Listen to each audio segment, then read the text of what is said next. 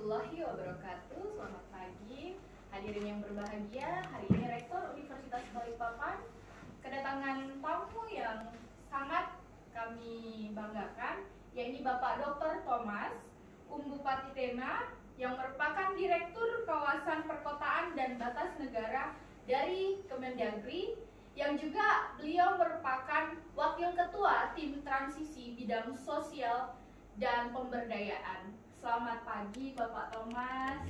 Bagaimana kabarnya hari ini? Baik. Alhamdulillah. Jadi kehadiran beliau saat ini di Universitas Balikpapan sangat membuat kita bereuforia ya teman-teman, karena memang pada saat ini beliau sedang banyak untuk membahas bagaimana ibu kota negara nantinya ke depan seperti itu.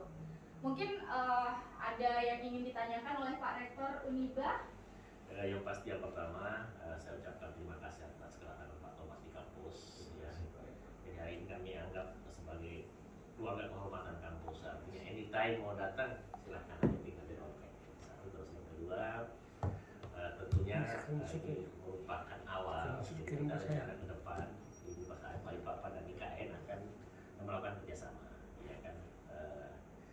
Jadi kita surprise sebenarnya bisa ketemu pagi ini. Saya kira udah segera berangkat, tapi ada waktu untuk bincang-bincang, mendapat ilmu, apalagi bidangnya di IKN.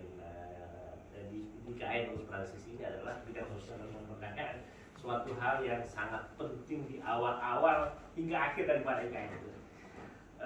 Kalau saya sih mungkin ada yang mau disampaikan terkait tugas khusus dari negara ya, di tim transisi ini dan kaitannya dengan posisi Bapak. Silakan aja. Terima kasih. Assalamualaikum warahmatullahi wabarakatuh. Salam sejahtera untuk kita sekalian. Om Swastiastu, Namo Buddhaya, salam kebajikan. Terima kasih Pak Rektor yang pagi hari ini bersama tim berkenan menerima kami, rombongan dari Kementerian Dalam Negeri.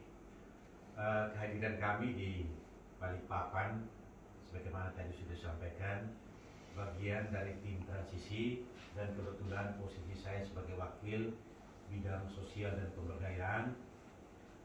Kita tahu bersama bahwa dengan lahirnya Undang-Undang 3 2022 tentang Ibu Kota Negara, maka fokus atau perhatian dari kebijakan pusat, kebijakan nasional hari ini pada Ibu Kota Nusantara. Apa yang harus kita lakukan, apa yang harus kita kerjakan, dan dalam masa peralihan atau transisi ini telah dibentuk tim transisi IKN. Meskipun ketua, otorita, dan wakilnya sudah dilantik, namun secara kelembagaan perpresnya sudah ditandatangani oleh Presiden, namun posisi jabatan semua masih kosong. Ini menunggu kapan pelantikan nanti dari Bapak Kepala Otorita. Nah, selaku tim transisi yang membidangi sosial dan pemberdayaan, kami 2 kali sudah ke sini untuk mencoba melakukan identifikasi terkait persoalan sosial dan pemberdayaan apa saja yang ada di wilayah IKN. Oleh karena itu, kami menyadari bahwa dalam semangat governance, kami tidak bisa bekerja sendiri, kami butuh support dari teman-teman di daerah, dan hari ini dengan teman-teman perguruan tinggi. Dan penjajakan awal dalam pertemuan pertama kemarin dengan UNMUL, Universitas Mulia Warman, dan hari ini dengan Universitas Balikpapan, kita akan melihat kira-kira ada dua aspek penting yang kami coba dalami, dan nanti ini akan dijadikan sebagai riset awal terkait dengan eksistensi masyarakat hukum adat. Yang kedua terkait dengan potensi-potensi pemberdayaan apa saja yang bisa kita kembangkan. Artinya membangun infrastruktur, tidak berbicara terkait infrastruktur fisik semata, tetapi bagaimana human resources infrastructure itu hal yang penting, bahwa kita akan membangun infrastruktur fisik yang megah, istana, fasilitas pemerintahan, namun jangan sampai di bawah Menara Gading itu ada ketertinggalan, ada kemiskinan, ada keterbelakangan. Saya kira membangun fisik ketika tanahnya sudah siap, uangnya ada, maka segera dibangun. Tapi bagaimana membangun manusia, Nah inilah Bapak Ibu sekalian sebagai sentral atau inti dari pembangunan, inilah yang akan coba kami diskusikan dengan teman-teman di perguruan tinggi lokal. Apa yang bisa kita garap bersama? Karena kami percaya teman-teman di perguruan tinggi di Kaltim ini memiliki expert yang baik. Kalau nanti bisa dikolaborasikan, kenapa tidak? Saya kira ini penjajakan awal, dan saya dan Pak Rektor kita semalam sudah diskusi. Kemarin Pak Rektor ikut di IKN, sudah melihat bagaimana aspirasi masyarakat, persoalan-persoalan secara normatif dalam undang-undang dan peraturan pelaksana pun Pak Rektor ikuti benar. Dan inilah hal atau potensi yang bisa kita garap bersama. Tujuannya saya kira jelas, bagaimana mewujudkan kesejahteraan masyarakat secara adil di wilayah IKN. Demikian.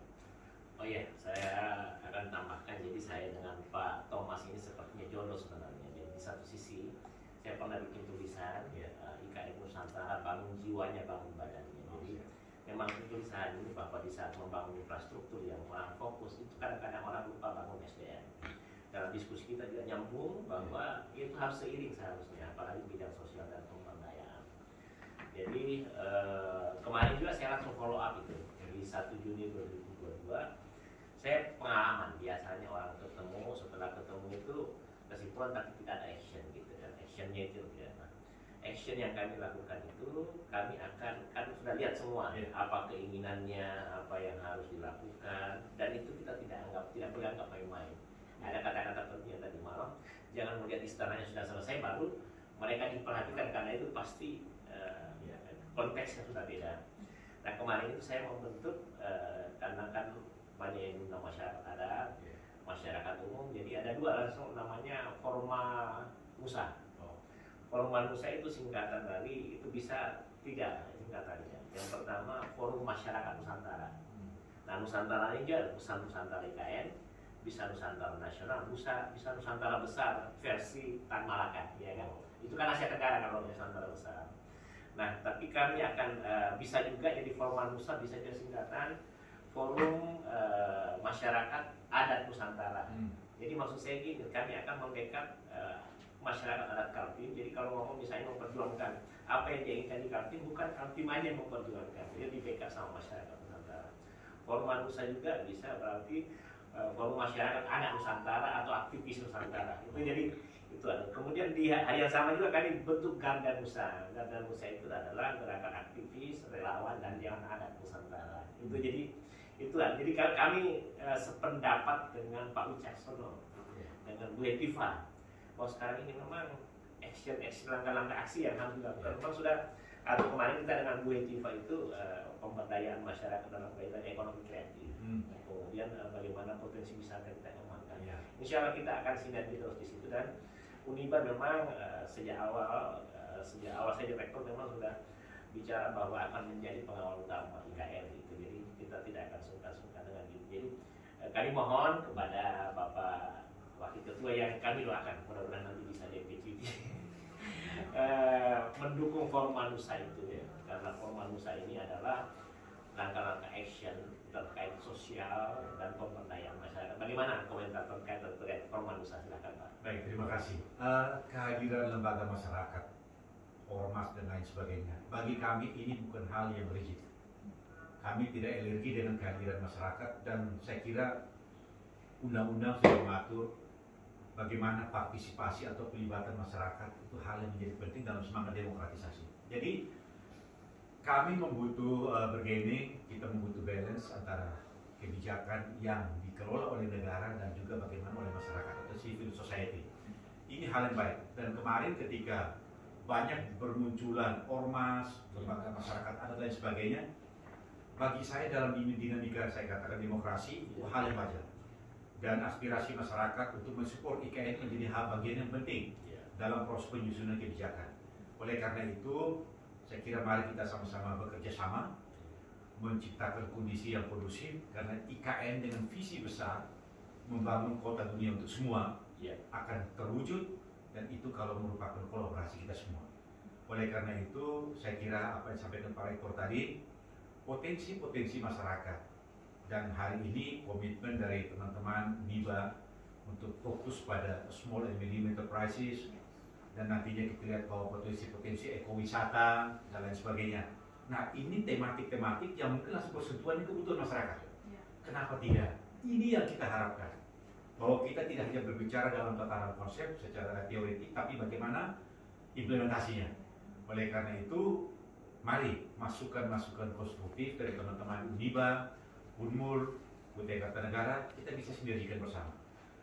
Saya kira apa yang disampaikan Pak Rektor, Pak Kepala Otorita, Pak Bambang, dan Pak Wakil, Pak Doni, Rahayu, ini kita semua sudah diskusikan bagaimana mengeksekusi kebijakan nantinya di tataran implementasi nantinya dengan merujuk pada rencana induk dan perizinan rencana induk. Itu akan kita lihat mana yang masih kurang, mana yang sudah oke, kita akan sempurnakan bersama. Dan nanti dalam implementasinya tidak ada lagi hal yang bias. Intinya kita sama-sama mewujudkan kesejahteraan masyarakat di wilayah IKN. Seperti itu. Ya, karena Bapak hadir di 1 Juni, saya juga hadir. Kita bersama-sama ke sana. Dan Bapak sudah tahu tujuan bahwa Formanusa insya Allah untuk membantu masyarakat dan mengawal IKN sesuai dengan tujuan. Dan itu juga kami sempat 1-2 jam diskusi dengan Pak Doni bertiga. Jadi memang bagaimana melibatkan semua unsur untuk membangun IKN. Saya mulai menerjemahkan di momentum kemarin itu dengan Formanusa itu, ya kan? Ya, mungkin mau ucapkan selamat berdirinya Formanusa supaya kalau Bapak hadir waktu itu. Terima kasih. Selamat dengan berdirinya Formanusa, dan kita harapkan ini menjadi bagian penting sebagai elemen masyarakat, suatu solidaritas yang terlembagakan, dan kita sama-sama mensupport IKN. Kami mengharapkan pikiran-pikiran yang konstruktif dari teman-teman Formanusa, dan mari kita membangun semangat kolaborasi itu untuk mewujudkan IKN yang bermartabat. Siap, terima kasih. Oke, saya kembalikan ini ahli-ahli ekonomi di pemberdayaan. Kalau ada yang mau komentar silakan aja, dua-duanya silakan aja. Baik, di sini telah ada dosen cantik kita, Ibu Puji, yang mana merupakan kandidat doktor juga dari Universitas Balikpapan. Menurut Ibu selaku yang membidangi manajemen sumber daya manusia, bagaimana sih Bu nanti ke depan kira-kira yang bisa menjadi terobosan baru untuk mempotret bagaimana pemberdayaan masyarakat yang ada di Penajam atau di IKN seperti itu? Menurut Ibu Puji seperti apa, Bu? Baik, terima kasih. Jadi kalau tadi Pak Thomas sudah menjelaskan bahwa memang leadership itu memang sangat penting, dan saya pun juga setuju seperti itu. Jadi kita bukan hanya membangun sekedar gedung yang megah, jadi tapi di dalamnya kita taruh sumber daya manusia yang berpotensi. Apalagi ini merupakan sesuatu hal yang baru yang memang di dalamnya kita harus meng-hire ataupun memberdayakan kemampuan khususnya keluarga tim untuk bisa duduk di dalamnya, ya, termasuk kita membawa masyarakat yang ada di sekitarnya dan tidak melupakan mereka. Kita mencari potensi apa yang mungkin bisa membuat mereka bisa membangun di negaranya sendiri lah di situ. Seperti itu. Kalau kita bisa nanti melihat dulu potensi apa yang bisa kita masukkan di dalamnya, kemudian baru nanti kita bisa mengembangkan lebih lanjut terkait dengan SDM yang ada di sekitaran seperti itu. Siap. Oke. Jadi ada pertanyaan ini terkait dengan isu yang hangat yang ada di Kaltim, terutama terkait dengan bagaimana pengiriman tenaga kerja seperti itu besar-besaran, Pak. 100.000 orang kan tidak sedikit seperti itu. Menurut Pak Thomas melihat isu tersebut, apakah isu tersebut itu benar-benar nyata, dan kalaupun nyata, apakah yang ada di 100.000 itu hanya dari luar atau mengakomodir masyarakat setempat? Jadi di sini penting juga untuk kita bahas ya, Pak. Menurut Pak Thomas itu seperti apa sih 100.000 itu? Baik, isu tenaga kerja yang berkembang akhir-akhir ini, karena memang sebentar lagi IKN sudah akan dibangun. Otomatis kita membutuhkan jumlah tenaga kerja yang tidak sedikit. Ini tantangan sekaligus peluang bagi masyarakat di daerah. Di mana-mana kami mendorong bahwa apapun itu, keterlibatan tenaga kerja di tingkat lokal itu perlu dan wajib diikutsertakan. Oleh karena itu, kalau kita lihat dalam konteks kebutuhan tenaga kerja seperti apa, nah inilah yang saat ini kita diskusikan juga. Bagaimana pembinaan masyarakat dalam konteks memenuhi skill-skill yang dibutuhkan. Ini pendidikan vokasi dan lain sebagainya, keterampilan dan lain sebagainya. Nah, kita membutuhkan teman-teman perguruan tinggi untuk membantu. Karena kemarin dalam diskusi kita melihat bahwa dari Departemen Tenaga Kerja pun, minta maaf, dengan kapasitas BLK yang ada itu tidak memenuhi. Ini kalau kita hitung rencana sebentar lagi akan turun sekitar 100.000 tenaga kerja, kan ini luar biasa. Jangan sampai, minta maaf, masyarakat di daerah menjadi penonton. Jadi spesifikasi atau standaritas jasa atau kompetensi apa yang dibutuhkan, nanti kita akan lihat, kita akan kaji mana yang memang harus melibatkan masyarakat, dan masyarakat mana yang memiliki kompetensi bagus misalnya, mungkin standarnya lebih tinggi seperti apa, itu akan kita lihat. Karena memang apapun alasan, kalau kita memenuhi standar internasional, ini kita akan berbicara tentang sertifikasi misalnya. Nah, apa itu sudah dipenuhi oleh teman-teman di daerah. Ini sekali lagi tantangan dan peluang. Oleh karena itu, sekali lagi, bagaimana tiap kampus perguruan tinggi ikut membantu. Tidak hanya sekedar kita berteori, tetapi bagaimana implementasi nanti untuk menyiapkan tenaga kerja yang menjawab kebutuhan IKN tentunya. Karena ini kita membangun kota dunia, standarnya juga standar internasional dengan spesifikasi tenaga kerja di bidang-bidang tertentu. Inilah yang harus kita dorong sehingga betul-betul orang di daerah, tenaga kerja di daerah dapat kita ikut sertakan, terserap dan ikut terlibat ketika membangun IKN. Ya, saya ada tambahan sedikit. Jadi saya juga membaca di WA itu berseliweran. Jadi begini, kemarin kita sempat diskusikan, anggaplah IKN itu siapa yang bertanggung jawab kan. Nah, memang IKN ini harus gotong royong orang misalnya. Jadi orang IKN tidak bisa jalan sendiri kan, kasihan mereka kan. Pemerintah kota, pemerintah provinsi, pemerintah kabupaten yang ada di Kalimantan Timur, organisasi pemuda, kampus mesti bersinergi melihat peluang kerja itu. Jangan misalnya kan kita selama ini banyak di diskusi aja, di action tidak ada. Misalnya kayaknya actionnya begini.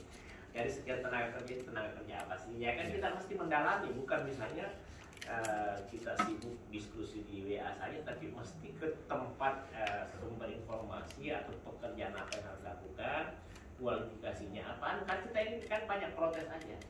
Tapi kalau saya rasa masyarakat ini kan mesti digait. Kita punya pemerintah.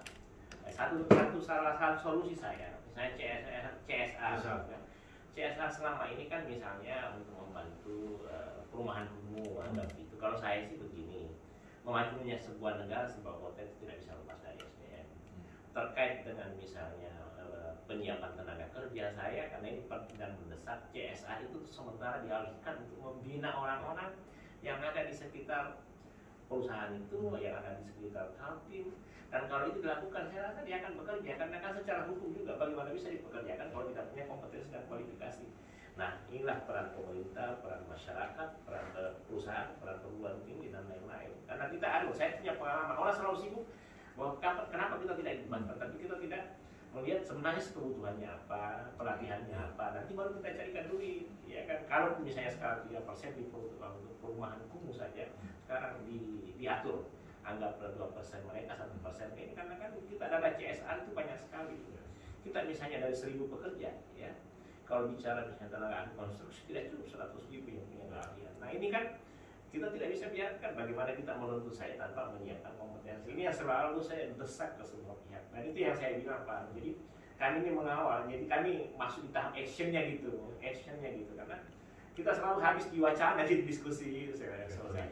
Itu saja barangkali. Makasih banyak atas penyampaian. Tak mungkin ada tambahan atau kalau tidak selesaikan.